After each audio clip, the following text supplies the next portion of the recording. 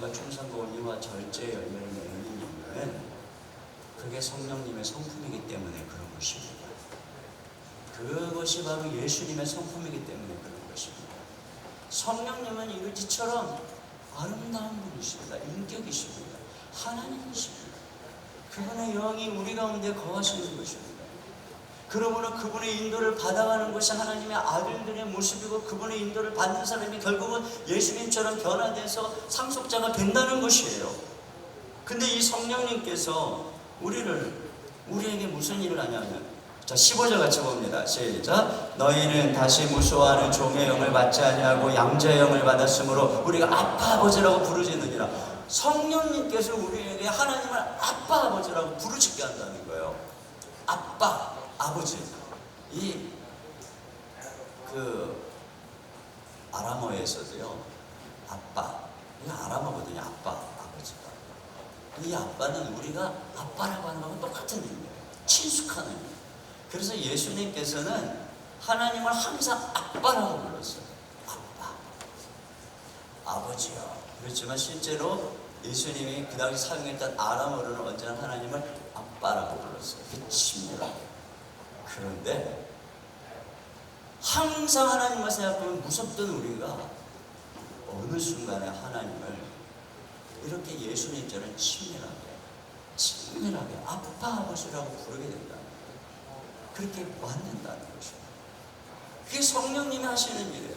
여러분이 하나님을 아버지라고 부른다면, 아빠 아버지라고 친밀하게 부른다면 여러분 안에 그거 성령님이 하시는 것이고, 바로 성령님께서 뭘 하는 거냐? 네가 하나님 아들이야. 이걸 가르쳐 주는 거예요. 그래서 16절 같이요. 시작. 성령이 친히 우리의 영과 더불어 우리가 하나님의 자녀인 것을 증언하시나니 네가 하나님의 자녀야. 그래서 17절 시작. 자녀이면 또한 상속자 곧 하나님의 상속자요 그리스도와 함께한 상속자니. 자녀이면 상속자. 결국은 성령께서 우리 가운데 오셔서, 자 보세요.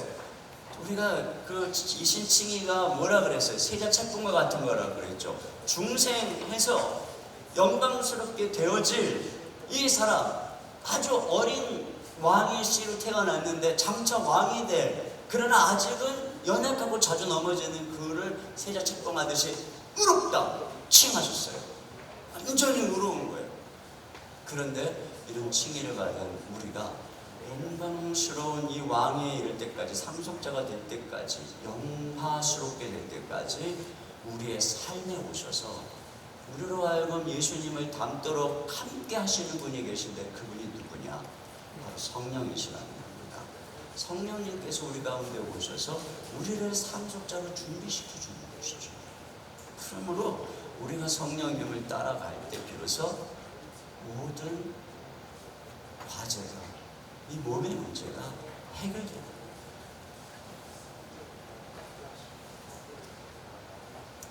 자, 근데 또 한 가지 질문이 있습니다.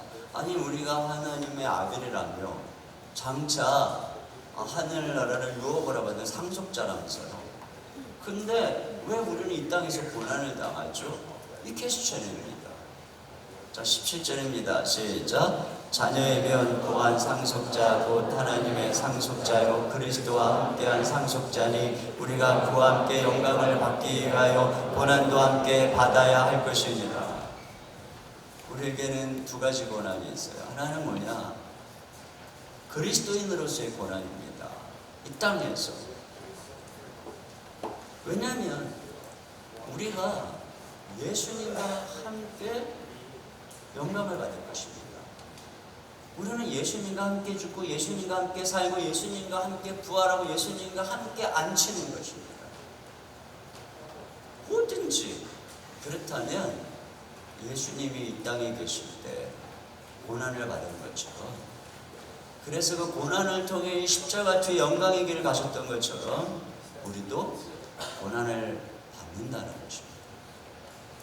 자, 요한복음 15장 19, 20절입니다. 시작. 너희가 세상에 속하였으면 세상이 자기의 것을 사랑할 것이나 너희는 세상에 속한 자가 아니요 도리어 내가 너희를 세상에서 택하였기 때문에 세상이 너희를 미워하느니라. 내가 너희에게 종이 주인보다 더 크지 못하다 한 말을 기억하라. 사람들이 나를 박해하였은즉 너희도 박해할 것이요 내 말을 지켰은즉 너희 말도 지킬 것이다. 여러분, 예수님이 왜 박해받았어요? 예수님이 착한 일에서 박해받으셨어요? 예수님이 착한 일에서 박해받은 것이 아니고 예수님이 자기 자신을 하나님의 아들이라 해서 박해를 받은 것입니다. 오늘날 이 세상에 왜 우리 그리스도인들이 박해합니까? 이 세상은 세상 임금 가운데 있습니다. 근데 이 세상 임금 가운데 있는 이 세상 가운데서 우리가 예수 그리스도가 하나님의 아들이라 하니, 그분이 이 땅의 왕이라니, 그분이 우리의 주라 하니 박해를 받을 수밖에 없는 것입니다. 물론 교회가 죄를 짓고 더 도덕적으로 올바르지 못하면 세상이 손가락질을 하는데, 그것 때문에 교회를 세상이 미워하는 것이 아닙니다. 근본적으로 교회는 사람을 향해서 죄인임을 얘기하면서 예수 그리스도가 하나님의 아들임을 선포하는 것이기 때문에 이 복음 때문에 미워하는 것입니다. 그런데요, 시어머니가 며느리를 미워하잖아요. 그러면 다 미워요. 이쁜 짓을 해도 믿고, 미운 짓을 하면 잘 됐구나 하고 더 믿고. 세상은 본질적으로 교회가 미워요. 우리가 복음을 전하기 때문에. 그래서 선한 일을 행해도 예수님처럼 핍박을 받는데 나쁜 일을 했다, 그러면 기회다 하고 패는 겁니다. 이게 본질이에요. 그래서 우리가 세상에서 미움 안 받겠다고 착한 일 열심히 하고 복음 안 전하겠다고요? 그건 완전히 마귀의 작전에 넘어가는 거예요. 우리가 성령이 산상수원에서 너희는 좁은 문과 넓은 문 얘기했죠. 좁은 문과 넓은 문, 그 당시에 예수님이 말씀하실 때에 좁은 문이 뭐예요? 여러분, 넓은 문이 뭐예요? 그 사회에서 율법 지키면서 하는 거예요. 그 넓은 문이에요. 좁은 문은 뭐예요? 율법이 아니라 복음, 예수 그리스도 안에 참된 생명의 길이 있다. 이게 좁은 문이에요. 오늘도 마찬가지입니다. 좁은 문이 뭡니까? 우리가 무슨 선하게 살고 이게 좁은 문입니까? 우리가 예수 그리스도 그분을 증거하고 그분을 닮아가고 결과적으로는 선하죠. 율법을 성취하죠. 그러나 본질적으로 우리가 예수 그리스도 그분과 연합해서 그분의 몸으로서 그분을 증거하는 것이 바로 우리가 이 땅에서, 이 세상 임금이 지배하고 있는 이 땅에서 당할 수밖에 없는 존재적 고난인 것입니다. 이 고난이 싫다, 그 사람 영광 못 받는 것입니다. 어떤 영광이 있습니까? 18절 시작. 생각건대 현재의 고난은 장차 우리에게 나타날 영광과 비교할 수 없도다. 또 피조물로서의 고난이 있어요. 19절입니다. 시작. 피조물이 고대하는 바는 하나님의 아들들이 나타나는 것이니 피조물이 허무한데 굴복하는 것은 자기의 뜻이 아니요 오직 굴복하게 하시는 이로 말미암습니다. 모든 피조물들이 지금 하나님의 아들들이 나타나기를 기다리고 있어요. 여기 하나님의 아들들은 상속자죠. 영광스러운 하나님의 아들. 여러분, 하나님의 아들들이라고 했다는 이 말은 교회인 것입니다. 교회. 장차 그날에 교회가 그리스도의 영광스러운 신부로 나타날 것입니다. 그때 만물이 회복되는 것입니다. 모든 피조물은 그때를 기다리는 것이에요. 아담과 하와가 쫓겨날 때 만물이 전부 추방을 당하고 저주 아래 놓였습니다. 마치 왕비가 추방당하면 시녀들도 함께 추방당하는 것처럼. 그런데 이 시녀들이 무슨 날을 기다릴까요? 왕비가 복권되는 날을 기다리는 것처럼 피조물들은 하나님의 아들들이 다시 그 영광 가운데 나타나는 그날을 기다리는 것입니다. 그날을 기다리는 거예요. 그런데 지금은 어떻습니까? 지금은 허무한데 굴복하는 거예요.